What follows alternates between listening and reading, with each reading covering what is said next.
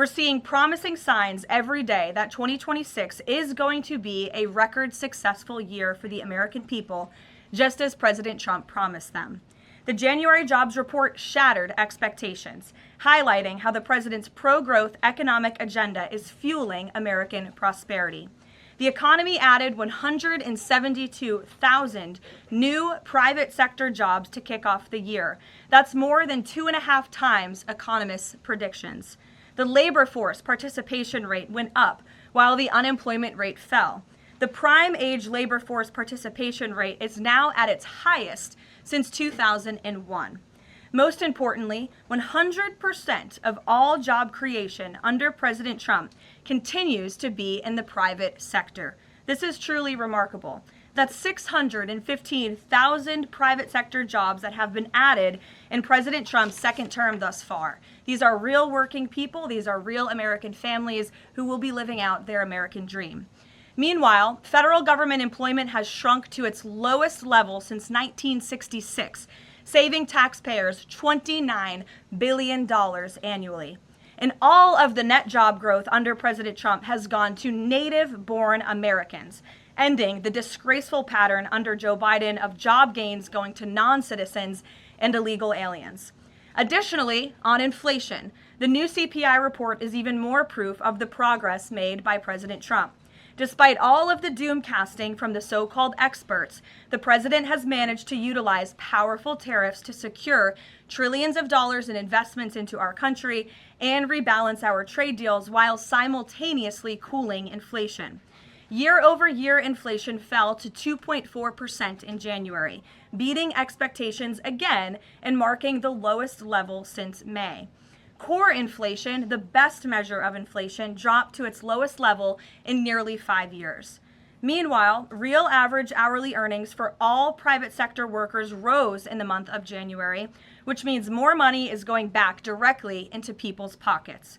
After only 1 year of President Trump back in office, real earnings for all private sector workers have outpaced inflation by nearly $1,400, earning back roughly half of the $2,900 they lost under Joe Biden when 40-year high inflation was stealing Americans' purchasing power. President Trump's policies are and will continue to allow Americans' incomes to go further for bills, retirement, and achieving the American dream. A key part of the American dream is buying a home, and that is finally becoming more affordable under this president. This past week, it was announced the annual mortgage cost for a new home has fallen by $4,000 so far under President Trump, after rising by roughly $15,000 under Joe Biden. As a result, mortgage affordability has reached a 4-year best following recent bold action by the president to make home ownership more attainable for American families, not large Wall Street corporate institutional investors. At the same time, national median rents have fallen to a 4-year low and have declined for 6 consecutive months. The annual rental cost for a new rental unit has fallen nearly $100 so far under President Trump, after rising more than $3,000 under Joe Biden. And many are crediting that to the president's deportation efforts to remove illegal aliens from our communities and therefore from housing that should be used for American citizens. At the grocery store, the price of eggs, dairy, cheese, fresh fruit, apples, oranges, potatoes, tomatoes, and butter have fallen since President Trump took office, and he is continuing to fight for even lower prices at the grocery store for the American consumer.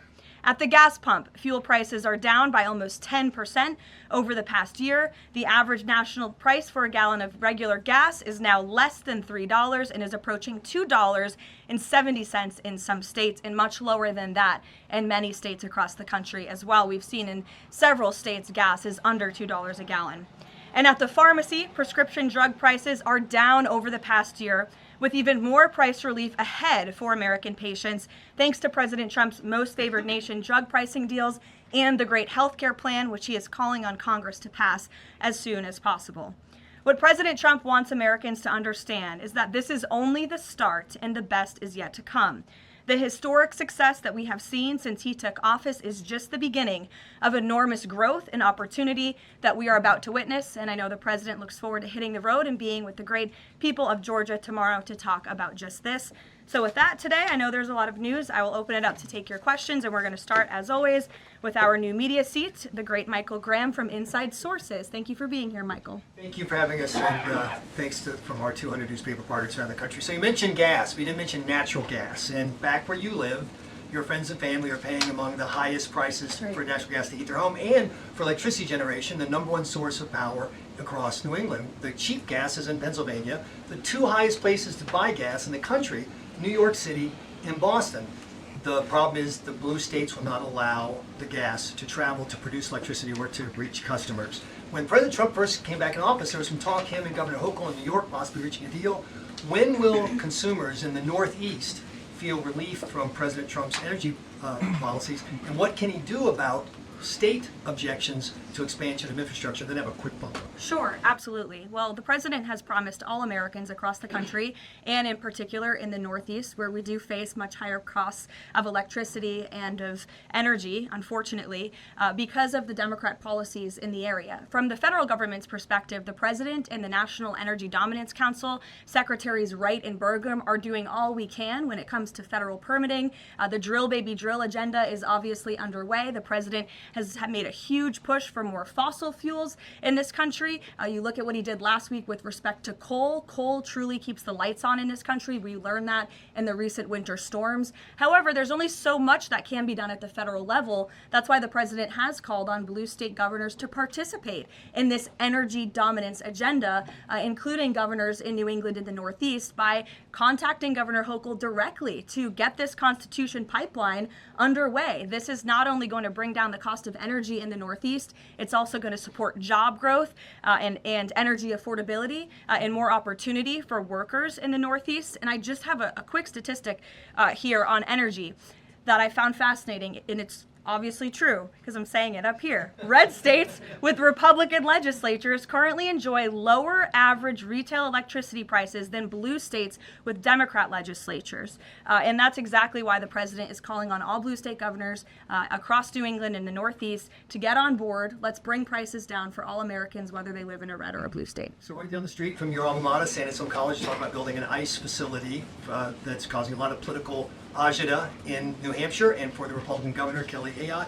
Seems to be some miscommunications argued on both sides. Even Republican supporters of Trump who live in the town say, we're not sure we want this. What's your message to the folks in New Hampshire about this proposed ICE facility? The message is that illegal immigration, while the border is secure, is still a problem across our entire homeland. And the previous administration allowed nearly 20 million illegal aliens from countries all over the world into our country. And the president and Secretary Noem have done a phenomenal job at deporting. Nearly 3 million illegals have left the country either through deportation or self-deportation over the past year. But obviously, there are a lot more illegal alien criminals left in our homeland. That includes in New England. There are many within our communities in New Hampshire, in Maine, and definitely in Massachusetts and in the Boston suburbs that need to be arrested, detained, and deported back to their home countries. And so the president and Secretary Noem, and I know ICE, are engaged with local governors across the whole country, including in New Hampshire, to open more detention facilities. This is an unfortunate consequence of the previous administration's border invasion that the president has thankfully put a stop to, but of course we still need to grapple with the illegal alien criminals who are here, and that requires more detention space. Thank you, Michael. Garrett. On Iran, I'm not asking you for like military secrets here, but can you You share? know I would be so unwise. Unless you want to give them. Can you share a little bit about the president's thinking on whether or not to strike Iran, who he's talking to, what information he's consuming, and why a strike might be necessary on a nuclear program he says was obliterated by the last U.S. strike? Well, there's many reasons and arguments that one could make for a strike against Iran. The president had a very successful operation as commander-in-chief with Operation Midnight Hammer, as you know, as you just said, totally obliterated Iran's nuclear facilities. The president has always been very clear, though, with respect to Iran or any country around the world, diplomacy is always his first option, and Iran would be very wise to make a deal with President Trump. and with this administration. He's talking to many people. Of course, his national security team, first and foremost, and you know who the members of that team are. And this is something, obviously, the president takes seriously. He's always thinking about what's in the best interest of the United States of America, of our military, of the American people, and that's how he makes decisions with respect to military action of any kind. And on the flip side of that, he's got the State of the Union speech next week. If he is going to take military action, does the administration believe it's important to sort of convince the American people, sell the American people? Will we hear something about that in the State of the Union to make the case for why something like that might be necessary to risk American lives? Look, again, I'm not going to engage in a hypothetical. Good try, Garrett, but you can't catch me there. I will say, with respect to the State of the Union, you'll be hearing more about what is to come from the president's speech very soon at the appropriate time. It is going to be a very good and powerful speech, so everyone should tune in. Ed. Karoline, thank you. I got two questions for Sure. you. About Independence Hall in Philadelphia, the administration's decided to appeal a judge's ruling that in essence was trying to put the slavery displays back, arguing that the federal government believed it had the power to disassemble and disassemble historical truths when it has some domain over historical facts. The judge said it does not. The administration said that you were planning to put up updated interpretive materials and provide a fuller account of the history of slavery at Independence Hall. What more was the administration, or is the administration, planning to add? I'm not familiar with this specific instance, Ed, to be honest with you, but I will check in with the appropriate people who are overseeing this, and we'll get you a more firm answer. One other question. Then yesterday in his statement about Jesse Jackson, the president said, despite the fact that I'm falsely and consistently called a racist by the scoundrels and lunatics on the radical left, Democrats all, it was always my pleasure to help Jesse along the way. Where or when does the president believe he's been falsely called racist? You're kidding, right? I will pull you plethora of examples. I'm going to get my team in that room to start going through the internet of radical Democrats throughout the years, Ed, who have accused this president falsely of being a racist. And I'm sure there's many people in this room and on network television across the country who have accused him of the same. In fact, I know that because I've seen it with my own eyes. And the president very much looks forward to having an event later this afternoon at 3 p.m. to celebrate Black History Month and to talk about how his policies are advancing opportunity and prosperity for all Americans through record tax cuts, through the Trump accounts that all Americans can access regardless of race. These are a great thing for the next generation of Americans. The president has also awarded hundreds of millions of dollars in additional funding to strengthen educational outcomes at historically Black colleges and universities across the country. Again, the president is protecting the hard-earned benefits of the 2.4 million Black veterans who honorably served in our nation's armed forces by reducing the backlog of veterans waiting for their VA benefits and for their home loans through the Department of Veterans Affairs. So there is a lot this president has done for all Americans regardless of race, and he has absolutely been falsely called and smeared as a racist, and I'm happy to provide you those receipts, and we gladly will right after this briefing. Jennifer, go ahead. You mentioned the $5 billion in pledges for the Board of Peace. Will we be able to get a breakdown of which countries are providing each of those pledges? Yes. And which countries are providing troops? Sure. We're happy to provide that breakdown, and I'm also happy to provide the list of countries that will be attending tomorrow. I know it's more than 20 countries. I know there's a lot of interest in that. I'll spare myself reading you the list of 20 countries from the podium, but we will provide it, and the president will be opening the meeting tomorrow with remarks, and will sort of formally be chairing the meeting at the beginning before he departs for Georgia tomorrow. And then on the sewage spill, the sewage pipe that broke on the Potomac, can you give us an update on the federal government's response? And officials have told CBS that some of that aging infrastructure is a concern, that this particular pipe wasn't even of the most urgent concern. Do you know if the government is looking into which other pipes could be at risk of collapsing? Well, the next step in this process is for any of the three local jurisdictions involved, whether that's the Commonwealth of Virginia, the state of Maryland and Governor Moore, or the District of Columbia, to step forward and to ask the federal government for help and to ask for the Stafford Act to be implemented here so that the federal government can go and take control of this local infrastructure that has been abandoned and neglected by Governor Moore in Maryland for far too long. In fact, it's no secret that Maryland's water and infrastructure have been in dire need of repair. Their infrastructure has received a nearly failing grade in the 2025 report card from the American Society of Civil Engineers. This is the same grade they've received 5 years earlier. There has been no improvement under the leadership of Governor Moore. He's clearly shown he's incapable of fixing this problem, which is why President Trump and the federal government are standing by to step in. And for all of the environmentalists in the room and across the District of Columbia, let's all hope and pray that this governor does the right thing and ask President Trump to get involved, because it will be an ecological and environmental disaster if the federal government does not step in to help. But of course, we need the state and local jurisdictions to make that formal request. That's part of the legal process to move forward. Peter.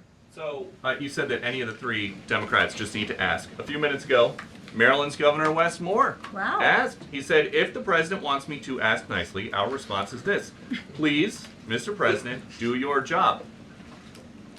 To which I say, I'll ask the president and we will provide you with the next steps. But in all seriousness, the federal government has been preparing plans. The White House has been in contact with FEMA, with the Army Corps of Engineers, with the Environmental Protection Agency. Again, we've been standing by. This is a problem we want to fix, not just for the federal government, but for everyone who lives in the District of Columbia, including all of you. So you're welcome. To your point about that, there are a lot of events coming up for America 250.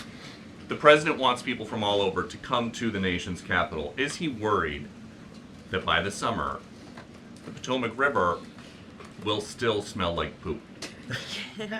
He is worried about that, which is why the federal government wants to fix it, and we hope that the local authorities will cooperate with us in doing so.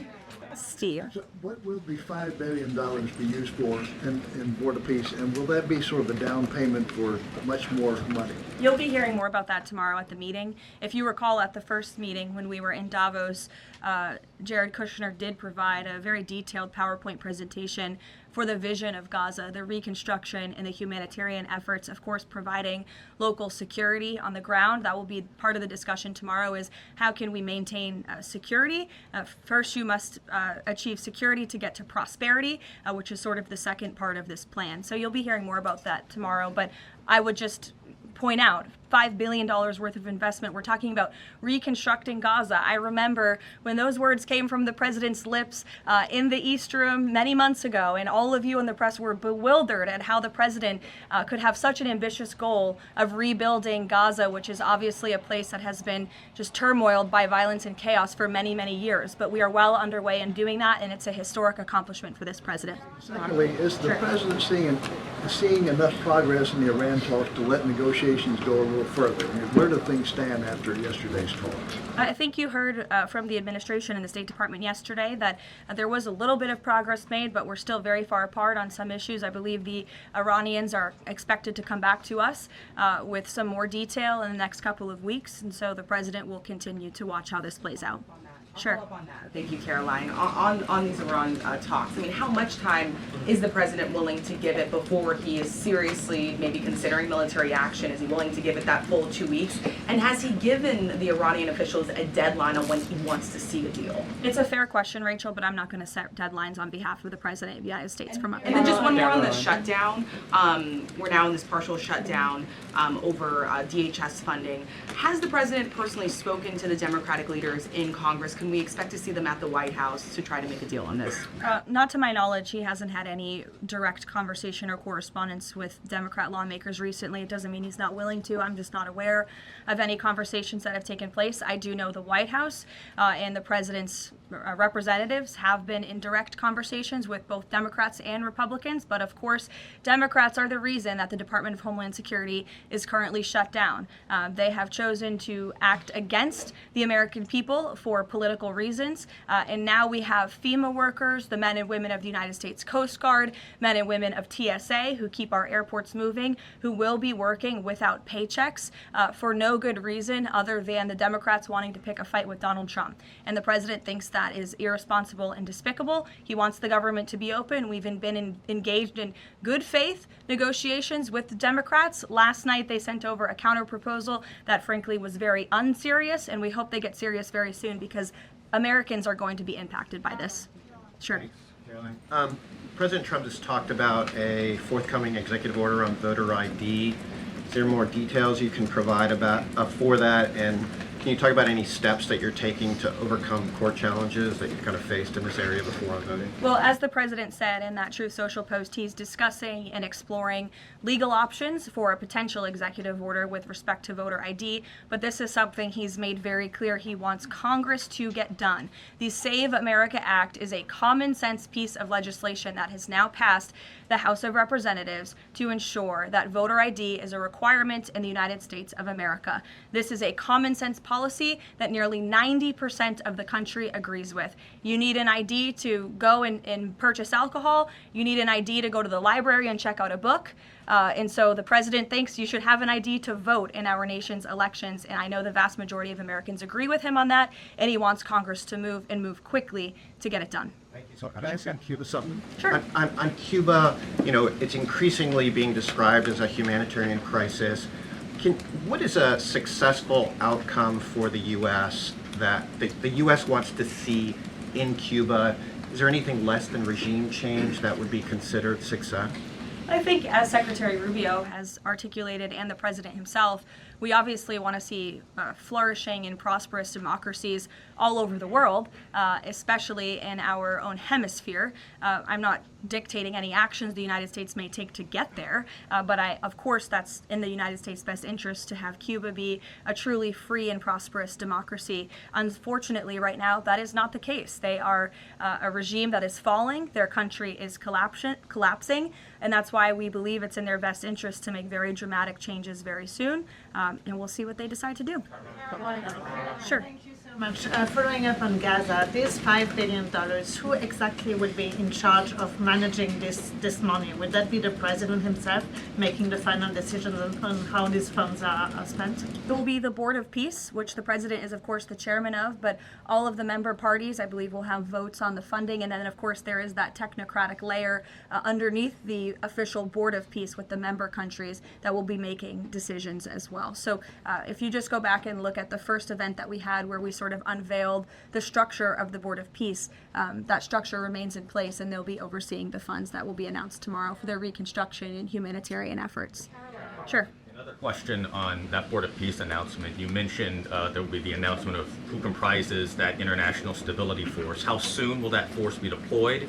And have all of the regional partners, all of the regional countries signed off on the makeup of that force? I don't have a timeline for you today, but again, I'm sure you'll hear more about this tomorrow. So you'll join us at the event. Deanna? Thanks, Caroline. Two questions. Sure. First, the president has talked a lot about housing affordability, and several countries that are facing housing shortages, including Canada, for example, have imposed a ban on non-citizens, like foreigners, from buying their houses. Do you know if that's a strategy that the president would be willing to deploy? Well, first of all, the president is obviously committed to deporting illegal aliens from our country and those who are not lawfully present in the United States, which he has done at a record pace, which has led to the falling of rents, as I pointed out in my opening remarks. Secondly, the president has recently announced that he is fighting for a ban on institutional investors and Wall Street billionaire corporations from buying up single-family homes that should be lived in his opinion, by American families. We know this is going to have a remarkable impact on the housing market and on prices and supply and demand for the American consumer and the American family. And then thirdly, the president is also expediting permitting as fast as we possibly can to build more homes, to increase supply, to obviously bring down the cost of home ownership and purchasing homes for the American people. And then also, as I mentioned as well, we do see mortgage rates falling. So all of this is combining to make housing more affordable in this country. There's still a lot more to do. The president is still digging his way out of the mess that was created by Joe Biden's administration and jacking up mortgage rates and jacking up housing costs. But we do see very positive trends in this direction. And the president wants the United States to be a nation of owners, not renters. He wants families to live in homes, not institutions and big corporations. Michael. Caroline, secondly on Ukraine, Sure. Yesterday Zelensky said in an interview that he says that it's not fair that the president is saying that Ukraine has to make concessions. He's saying this publicly. and not Russia. Has the president seen these comments? And when the president says that Ukraine has to make concessions, is he referring to giving up Donbass? I think the president would respond to that by saying he does not think it's fair that thousands of Ukrainians are losing their lives, and Russians too, in this deadly war. And that's why the president and his team have committed a tremendous amount of time and energy in bringing this war that is very far away from the United States of America, but nevertheless, this is a president of peace. And so he's committed a tremendous amount of time and energy to bringing this war to an end. Just yesterday, there was another round of trilateral talks between the U.S., Russia, and Ukraine. There was meaningful progress made in both parties. Both sides agreed to update their respective leaders and to continue to work towards a peace deal together. So there will be another round of talks in the future, but I think the president views this entire situation as very unfair, not just for Russians and Ukrainians who have lost their lives, but also for the American people and the American taxpayer who were footing the bill for this war effort before President Trump put a stop to it. And I would just remind everyone around the world that the United States is still selling weapons to NATO that are then being sent to Ukraine in their defense of their freedom in their borders. Michael.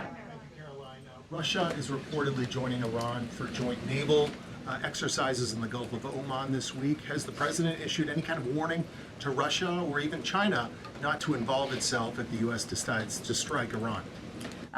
Not to my knowledge, no, or not that I would dictate from this podium. I wouldn't reveal the president's private conversations with world leaders.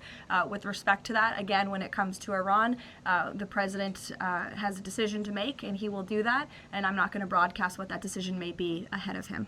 President Barack Obama, Karoline, was recently asked if aliens are real. He says they're real, but he hasn't seen them. The president's daughter-in-law, Lara Trump, told Miranda Devine of the New York Post that the president has a prepared speech on this issue that he prepares to deliver at the right time. Is that true? And does the Trump administration believe aliens are real?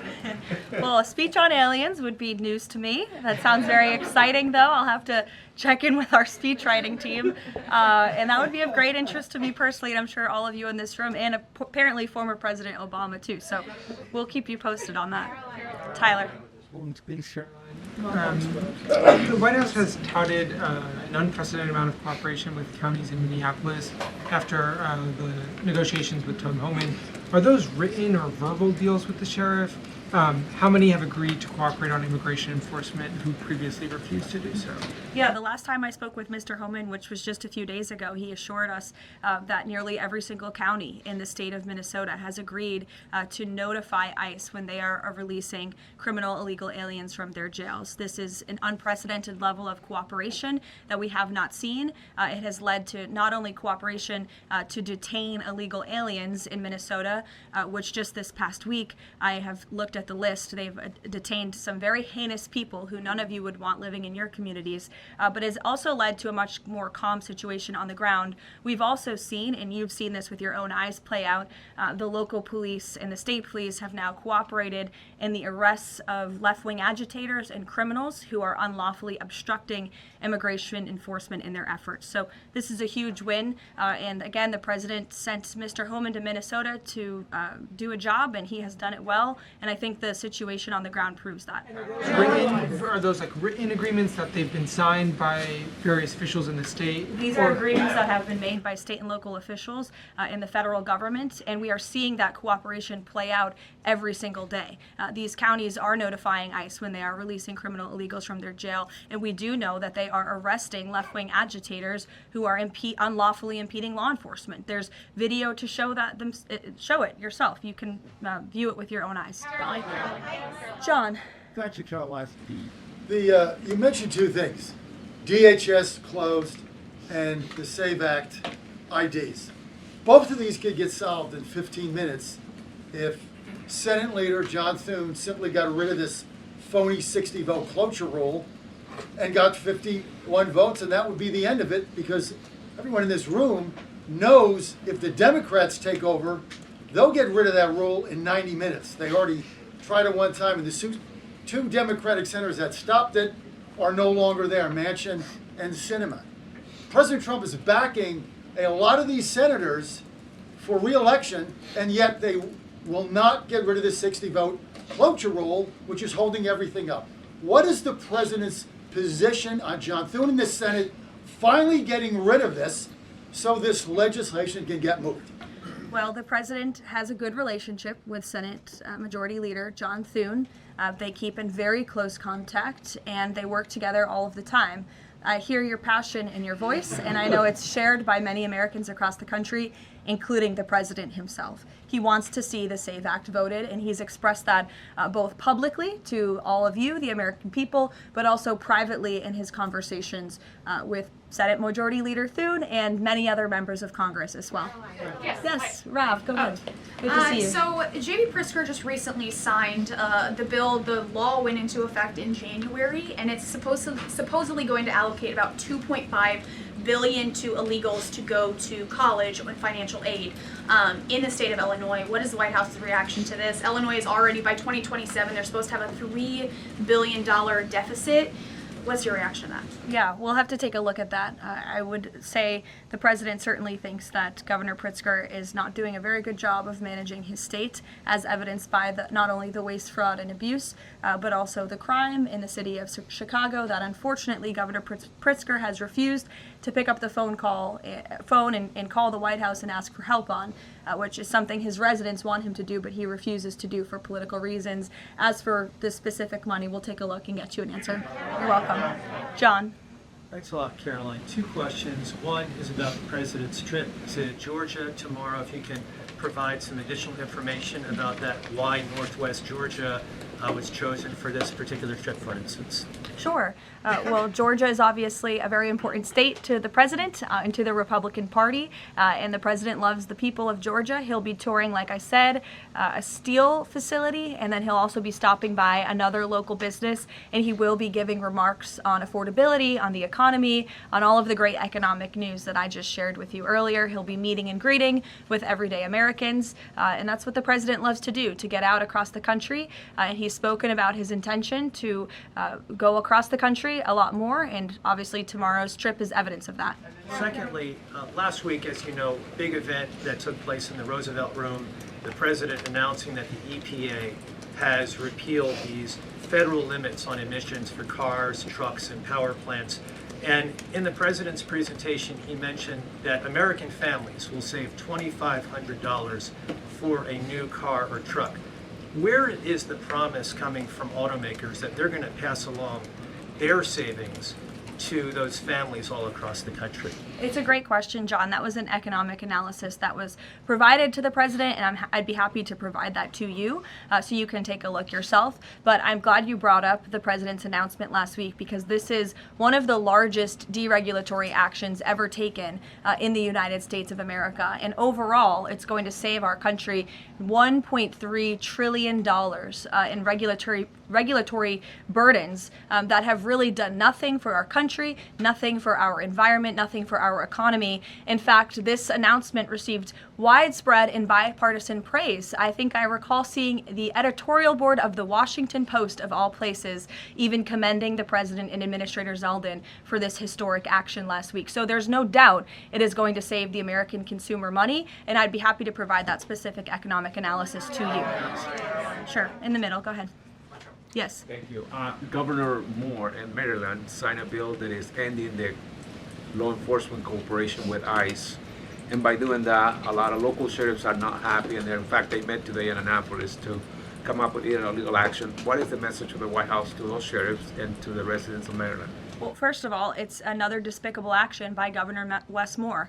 Why would you prevent your state and local law enforcement from cooperating with federal law enforcement? If you just ask them, to your point, if you ask a sheriff across the country if they want to have that level of cooperation and coordination with the federal government, of course they do. It makes their jobs easier. It keeps them out of hostile and dangerous environments. It allows them to detain illegal alien criminals who have committed heinous crimes in our country with the most safe circumstances possible. So the president, of course, continues to always stand on the side of law enforcement, and this is another just horrible and frankly political action taken by Governor Wes Moore, and unfortunately the people of his state are going to reap the consequences of it. Sure. Thank you, Caroline. President Trump just said on Truth Social that it would be a big mistake for the EPA to hand over control of Chagos Islands to Mauritius. But the State Department earlier this week has said the U.S. does support that handover. So does this post now suggest that the U.S. does not, or that President Trump had changed his mind on this? The post should be taken as the policy of the Trump administration. It's coming straight from the horse's mouth. When you see it on Truth Social, you know it's directly from President Trump. That's the beauty of this president and his transparency and relaying this administration's policies to all of you and to the rest of the world. Carrie, go ahead. Charlie, there's been a series of walkouts from public school students that have been sort of provoked by a number of public school administrators. What are your thoughts on this? What's the administration's thoughts on this? Will they be taking any actions on these walkouts against ICE? Look, I think obviously the president and the administration support the First Amendment rights of all American citizens, and if they're peacefully protesting, then that's their constitutional obligation and right and responsibility to do so. Of course, the administration also wants to see American school children in school learning and educating, and I think it does speak to the left-wing bias that is unfortunately very present in our nation's public school system, and it's something that Secretary McMahon has been working very hard to root out of our public school system by ensuring that local governance and local control takes place over our nation's public schools, and that parents and educators closest to students have a greater say over curriculum and academia in our country. Take a couple more. Go ahead. Thank you, Caroline. The Vatican announced earlier today that they would not be joining the Board of Peace initiatives over concerns that it could potentially compete with the United Nations over handling crisis conflicts. What's the White House's response to that? Yeah, look, we saw that. I think it's deeply unfortunate. I don't think that peace should be partisan or political or controversial. And of course, the administration wants all those who were invited to join the Board of Peace to join. Because again, the Board of Peace is overseeing the reconstruction of a territory that has been plagued with violence, with bloodshed, with poverty for far too long. And this president has a very bold and ambitious plan and vision to rebuild and reconstruct Gaza, which is well underway because of the Board of Peace. This is a legitimate organization where there are tens of member countries from around the world, and we think that's an unfortunate decision. In the back, sure. Thank you, Caroline. For me? I'll go to both of you, sure. Okay. Go ahead, and then Jake, you can go. Caroline, can you tell me, is there an update regarding the tariff rebate checks that the White House has promised?